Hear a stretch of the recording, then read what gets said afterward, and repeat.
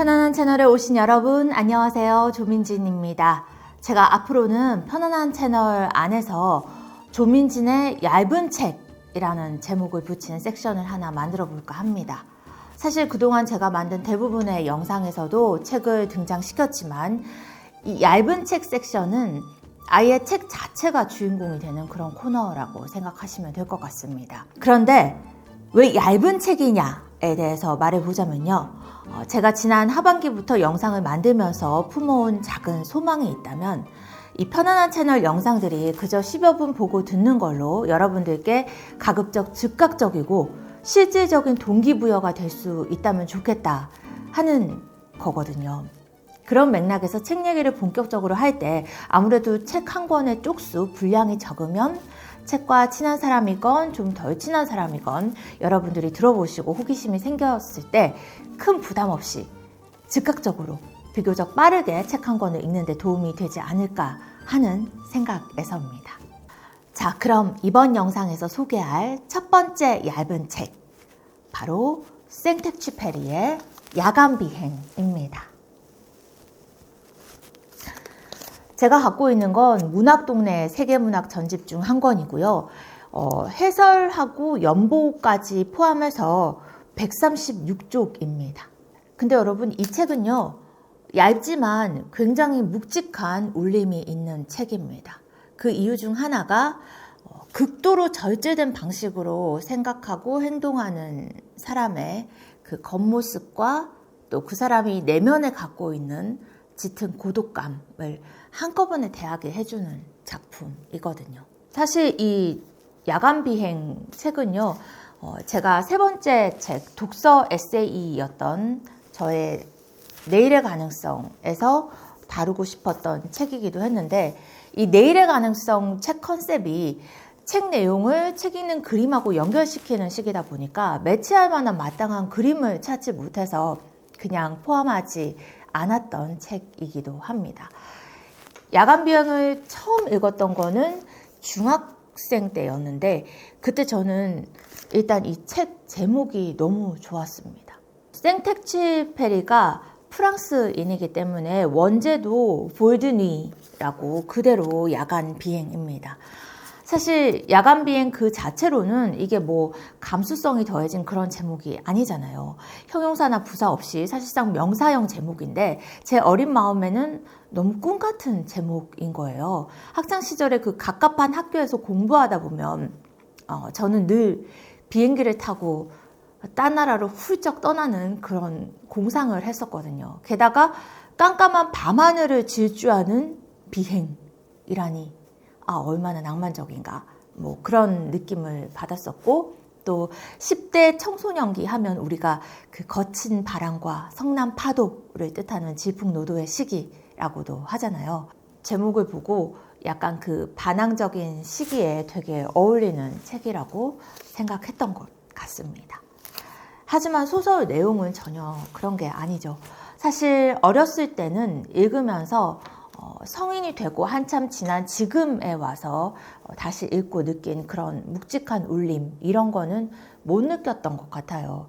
역시 책은 여러분, 나의 어느 시기에 읽느냐에 따라서 또 다른 깨달음과 감동을 줍니다. 그래서 고전은 우리가 인생을 아울러서 거듭 읽어볼 만한 이유와 가치가 있다는 거 말씀드리고 싶어요.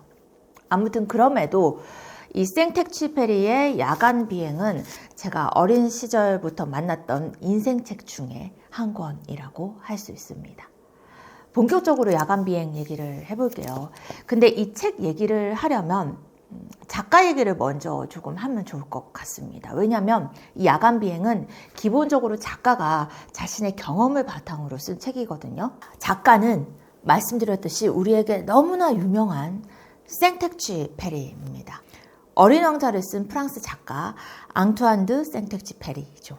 생텍쥐페리는 1900년에 프랑스 리옹에서 태어나서 1944년 7월 31일에 프랑스 남부 프로방스 인근 지중해에서 실종됐습니다. 그리고 지금까지 영영 돌아오지 못했습니다. 1944년이니까 제2차 세계대전 중이었고요. 그러니까 전쟁 중 사망입니다. 실종 당시에 생텍쥐페리가 공군 조종사였습니다. 같은 해 8월 15일로 예정됐던 연합군의 프로방스 상륙작전에서 사용될 그 지역의 상세 지도 제작을 위해서 항공 사진을 찍는 임무를 맡고 정찰 비행을 하던 중에 바다로 추락했습니다. 독일군에게 격추됐다는 얘기도 있는데요. 정확하지는 않다고 합니다. 아무튼 생텍쥐페리는 사는 동안 직업이 꽤 여러 개였습니다. 21살 때 공군에 입대해서 비행기 조종사가 됐고 제대하고 민간 항공사에서 또 우편기를 모는 조종사도 했었고요. 그러면서 동시에 소설을 쓰는 작가가 됐었고 다니던 항공사가 문을 닫게 되면서 일간지에서 또 기자로도 일을 했습니다. 스페인 내전에서 특파원 했고 잇따라 2차 대전에서 공군 대위로 또 참전했습니다. 그리고 이 야간 비행은 1931년에 생텍쥐페리가 민간 항공사에서 일하던 시기에 아르헨티나에 머물면서 그 우편기 조종사로서의 자기 경험을 바탕으로 썼던 두 번째 장편 소설이었습니다. 이 소설이 프랑스의 대표적인 문학상 중 하나인 페미나상을 수상하게 되죠. 그리고 덕분에 이를 계기로 생텍쥐페리는 유명 작가로서 부상하게 되는 겁니다.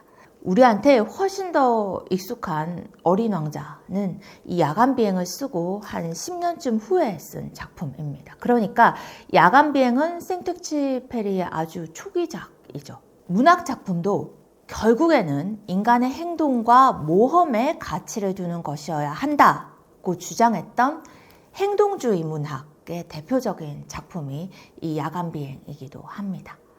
야간 비행의 핵심 소재가 작가의 비행 경험이잖아요. 이미 줄거리를 알아서 읽는 맛이 떨어지는 그런 책이 아니고 고전이기 때문에 제가 줄거리를 대충 말씀드려도 아마 직접 읽으시면 분명히 또 자신만의 경험에 따라서 각자 나름의 감흥도 생기고 사색을 해볼 수 있을 겁니다. 이 야간 비행에는요, 크게 두 사람이 나옵니다. 물론 주변 인물들도 있지만 그 얘기를 전개시키는 주요 인물은 둘이라고 볼 수 있어요. 직접 비행을 하는 조종사가 나오고요. 조종사인 직원들을 지휘하는 소장, 그러니까 한 조직의 지휘관이 나옵니다. 즉 직접 그 일을 하는 사람하고 그 일을 결정하고 시키는 사람이 나오는 거죠. 물론 일을 하는 조직에서는 일을 시키는 사람은 일을 잘 시키는 게 바로 자신의 일입니다. 그쵸? 여러분, 그래서 결국 이 야간 비행이라는 작품은 저한테는 일에 관한 소설이었습니다. 당연히 제가 10대 학창 시절에 읽었을 때와 어른이 되어서 사회로 나와서 십수년 일한 경험을 쌓은 후에 소설을 읽었을 때의 생각과 느낌이 다를 수밖에 없겠죠. 저는 10대 때보다 지금 이 소설을 더 깊이 좋아합니다. 이 소설 속에서 리비에르라는 인물이 일을 시키는 사람이에요. 리비에르는 한 민간 항공사에서 전 항공 노선을 총관하는 책임자입니다. 아르헨티나 수도 부에노스아이레스 기항지에서 일을 하고 있습니다. 생텍쥐페리가 자신의 야간 비행 경험을 토대로 쓴 작품인 만큼 소설 속 주요 소재도 제목처럼 야간 비행이거든요. 작가가 경험했던 1920년대 당시만 해도 항공산업에서 그 야간 비행이라는 거는 각종 위험 요소가 많았기 때문에 쉽게 감행할 수 있는 게 아니었습니다. 근데 소설 속 지휘관 리비에르는 야간 비행을 해야 한다고 주장합니다. 왜냐하면 그래야 기차나 선박에 비해서 항공 우편이 속도에 있어서 압도적인 우위, 경쟁력을 가질 수 있었기 때문이죠. 쉽게 말해서 밤에도 일해야 된다는 거죠. 회사로서는 사활이 걸린 문제였고 그렇기 때문에 이 책임자인 리비에르는 여러 불리한 조건들과 반대를 무릅쓰고 이 야간 비행 정책을 관철합니다. 그리고 직원들이 업무를 완벽하게 해내지 못하거나 규칙을 조금이라도 어기면 가차없이 징계합니다. 실수가 없고 안전을 유지해야 자신이 결단한 정책을 유지할 수 있다고 생각한 거죠. 자기 밑에 있는 감독관들한테도 아주 엄격하게 직원들을 감독할 것을 독려합니다. 그러니까 리비에르라는 사람은 직원들한테는 사실상 냉혈한 쯤 되는 거예요.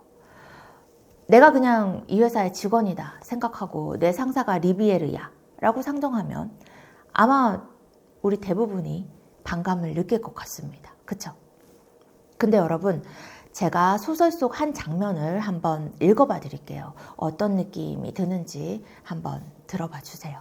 파타고니아, 칠레, 파라과이를 출발한 세 대의 우편기는 각각 남쪽, 서쪽, 북쪽에서 부에노스아이레스를 향해 돌아오고 있었다.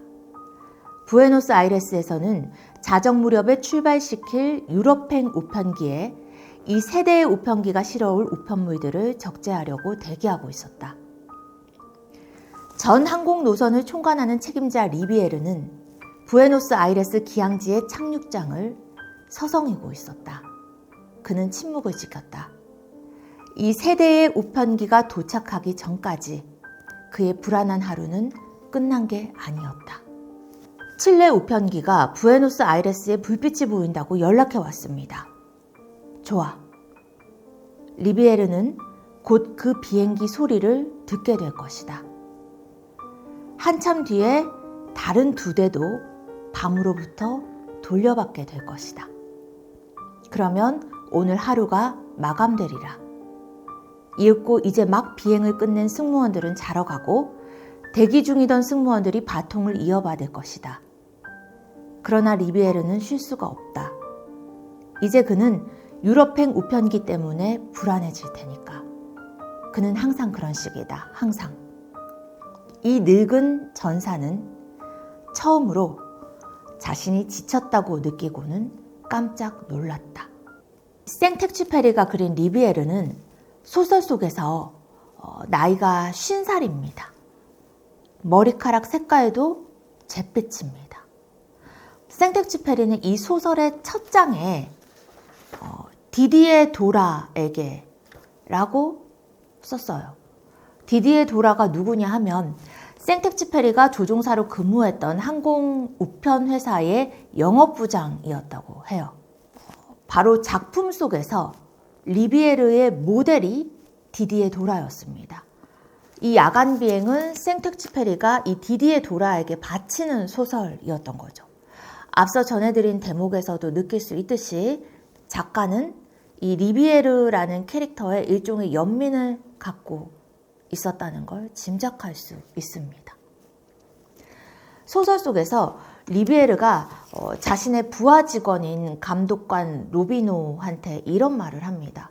로비노, 자네는 상관이야. 자네는 부하들을 사랑해야 하지만 그들에게 사랑한다고 말해서는 안 되네. 자기 밑에서 또 다른 감독관으로서 조종사들한테 명령을 내리고 징계를 내려야 하는 로비노한테 이 리비에르는 상관이라면 부하들을 사랑하는 마음을 갖되 사랑을 직접 표현하지는 말아야 한다고 얘기한 겁니다. 일하면서는 감정을 드러내지 않아야 하고 컨트롤할 줄 알아야 한다는 걸 말한 겁니다. 자, 리비에르 얘기는 여기까지 할게요. 또 다른 주인공 얘기를 하겠습니다. 리비에르의 결정에 따라서 직접 야간 비행을 한 파비eng이라는 조종사가 나옵니다. 이 소설 속에서 리비에르 얘기가 지상의 얘기라면 이 파비eng의 얘기는 사실상 하늘 위에서 벌어지고 하늘 위에서 끝나는 얘기입니다. 여러분 예상하실 수 있으시죠? 파비eng은 야간 비행을 하다가 천둥 번개를 동반한 비, 뇌우를 맞으면서 결국 실종됩니다. 근무 중에 숨지는 인물입니다. 여러분 참 안타깝게도 결과적으로 생각해보면 생텍쥐페리가 자기 운명을 앞서서 작품 속에서 예언한 겁니다. 생텍쥐페리도 2차 대전 중에 비행하다가 실종됐다고 말씀드렸습니다. 자, 이 소설 속에서 조종사 파비eng의 모델도 사실 생텍쥐페리 자신이었습니다. 그럼 소설 속에서 파비eng은 어떤 캐릭터냐? 파비eng은 하늘 위에서 하는 자신의 일, 비행을 굉장히 사랑하는 남자입니다. 그리고 밤에 떠나는 걸 멋진 일이라고 생각해요. 그래서 야간 비행 임무를 맡아도 좋아합니다. 또 외적으로 체격도 되게 좋은 인물로 그려지거든요. 비행을 떠나면서 이른바 그 전투복을 입으면 아내도 감탄할 정도로 굉장히 멋진 모습의 프로페셔널입니다.